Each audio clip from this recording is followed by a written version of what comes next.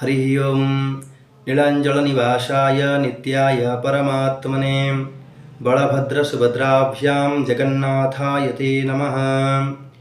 जगतानन्दकन्दाय प्रणतार्तिहराय च जगधीताय कृष्णाय गोविन्दाय नमो नमः।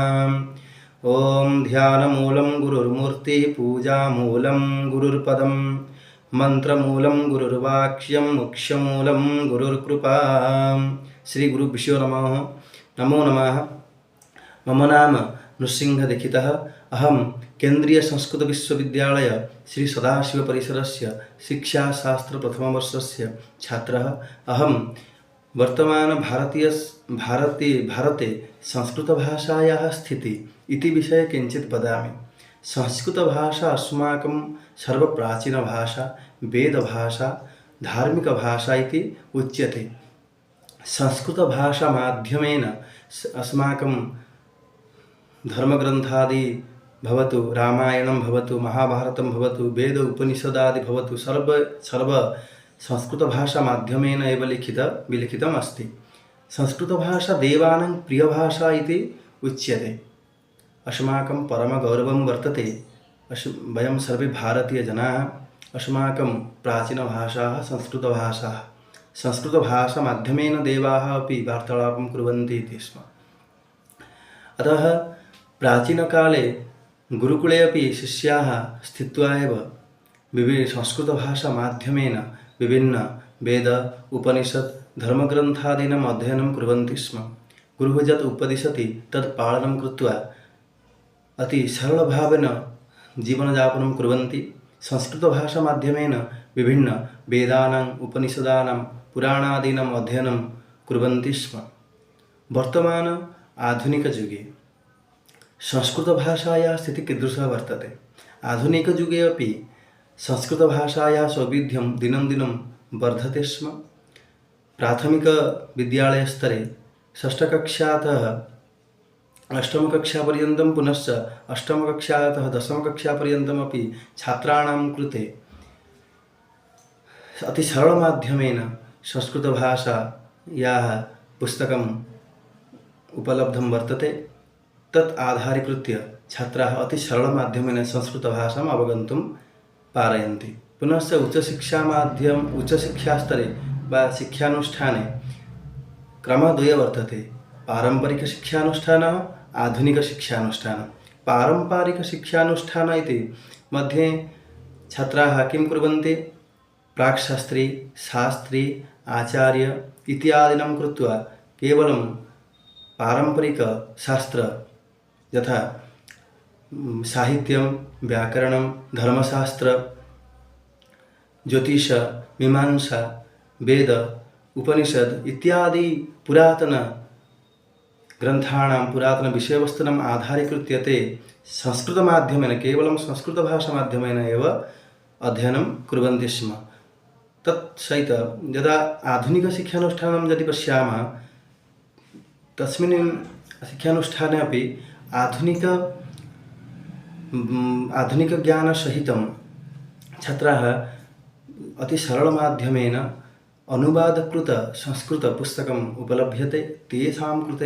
तेषां पुस्तकम् आधारीकृत्य अध्ययनं कृत्वा अपि छात्राः स्वजीवने साफल्यं प्राप्नुवन्ति तथा अध्ययनं कुर्वन्ति। संस्कृतभाषा सर्वेषां कृते प्रयुज्यमानभाषा उच्यते। अस्मिन् समाजे ये संस्कृतभाषायाः संरक्षणार्थं, संरक्षणार्थं तथा प्रचारप्रसारार्थं संस्कृतभारत्याः नाम एक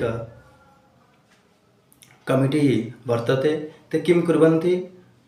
अति रोचकविषयः इयं। ते भारतवर्षे सर्वेषां स्थाने निःशुल्कमाध्यमेन संस्कृतभाषायाः प्रचाराय प्रसाराय नित्यं कार्यं कुर्वन्ति। विना निःशुल्केन सेवाभावना स्वमनसि निधाय संस्कृतभाषायाः प्रचाराय प्रसाराय प्रतिदिनं कार्यं कुर्वन्ति तस्य समस्तसदस्यजनाः। पुनश्च संस्कृतसम्भाषणशिबिरमाध्यमेन अपि विभिन्नस्थाने संस्कृतभाषायाः प्रचारः प्रसारः वर्तते। एतत् न पुनश्च अपि ये जनाः संस्कृतभाषा अध्ययनार्थम् इच्छन्ति अथवा मनसि अस्ति कि अहं संस्कृतमाध्यमेन किञ्चित् वदामि, किञ्चित् अध्ययनं करोमि, तेषां कृते अपि सौविध्यं वर्तते। अस्माकं केन्द्रीयसंस्कृतविश्वविद्यालयस्य एका शाखा वर्तते मुक्तस्वाध्यायपीठं, डिस्टेन्स् एजुकेशन् इति आङ्ग्लभाषायाः उच्यते। तस्मिन् मध्ये अपि ये जनाः पठितुं वा पठनार्थम् इच्छन्ति ते अपि भागग्रहणं कृत्वा डिस्टेन्स् भूत्वा अपि स्वस्वजीवने स्वस्वकार्यं कृत्वा अपि संस्कृतस्य सरलमाध्यमेन विभिन्नविषयाणां विभिन्नशास्त्राणाम् अध्ययनं कुर्वन्ति। संस्कृतस्य अध्ययनार्थं न कोऽपि समयः वर्तते। यदा अपि यदि मनसि आगच्छति अहं संस्कृतं पठामि, संस्कृतेन किञ्चित् वदामि, संस्कृतस्य प्रचारप्रसारं करोमि, तेषां कृते परमसौभाग्यम् अस्माकं कृते वर्तते। ये जनाः इच्छन्ति संस्कृतभाषामाध्यमेन पठनार्थं तेषां कृते विभिन्नसौविध्यं वर्तते। न केवलं पठनार्थम् अपि तु संस्कृतभाषामाध्यमेन पूजापाठः अपि वर्तते। संस्कृतभाषामाध्यमेन विभिन्न होमयज्ञादि अनुष्ठानमपि वर्तते। संस्कृतभाषामाध्यमेन विभिन्नानां पूजापाठादीनां कर्मः अपि वर्तते। केचित् मठमन्दिराणि अपि सन्ति, तेषां मध्ये अपि छात्राः स्थित्वा संस्कृतभाषामाध्यमेन विभिन्न वेदोपनिषदानादि ग्रहणार्थं वा पठनार्थमपि ते पारयन्ति। अतः सर्वे मिलित्वा एव संस्कृतस्य प्रसाराय प्रचाराय कार्यं कुर्वन्ति स्म। अस्माकं केन्द्रीयसंस्कृतविश्वविद्यालयस्य अपि विभिन्नानि शाखानि वर्तन्ते। विभिन्नस्तरे अपि संस्कृतस्य अध्ययनं वा अध्यापनार्थं सौविध्यं वर्तते। अतः न केवलम् अस्माकं भारतवर्षे अपि तु 26 देशे संस्कृतसम्भाषणशिबिरम् अपि प्रचलति। अस्माकं भारतवर्षे न अपि तु भारतस्य बहिः अपि जनानाम् परमाग्रहः वर्तते संस्कृतभाषा अध्ययनार्थं, संस्कृतभाषा शिक्षणार्थम्। अस्माकं परमसौभाग्यः वर्तते। भवन्तः अपि आगच्छन्तु, संस्कृतमाध्यमेन किञ्चित् वदन्तु, किञ्चित् पठन्तु। संस्कृतभाषा अस्माकं वेदभाषा अपि उच्यते।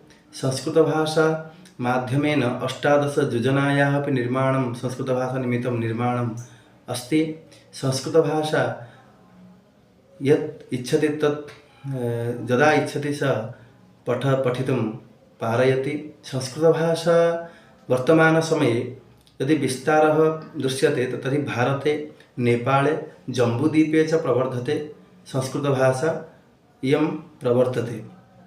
अतः संस्कृतभाषा अस्माकं वेदभाषा उच्यते। सर्वासां भाषाणां जननी भाषा इयं संस्कृतभाषा उच्यते। संस्कृतभाषा व्यावहारिकभाषारूपेण हिमाचलप्रदेश उत्तराखण्डे च प्रचलति स्म। हिमाचलप्रदेशे उत्तराखण्डे व्यावहारिकभाषारूपेण प्रचलति स्म। अतः अस्माकं सर्वेषां परमकर्तव्यं, परमसौविध्यं, कर्तव्यं वर्तते संस्कृतभाषायाः प्रचाराय प्रसाराय। संस्कृतभाषायाः अग्रे पुनश्च अग्रे सर्वेषां जनानां पार्श्वे संस्कृतभाषा किं तत् विषये ज्ञानं प्रवर्धनाय। अतः सर्वेषां परं कर्तव्यं वर्तते संस्कृतभाषायाः विस्ताराय। अतः सर्वेषां कृते संस्कृतभाषा साफल्यं वर्तते। अस्माकं जीवनस्य परमलक्ष्यं सौविध्यं संस्कृतभाषा एव। अतः आगच्छन्तु, एकस्मिन् स्वरे सर्वे वदन्तु, जयतु संस्कृतं, जयतु भारतम्।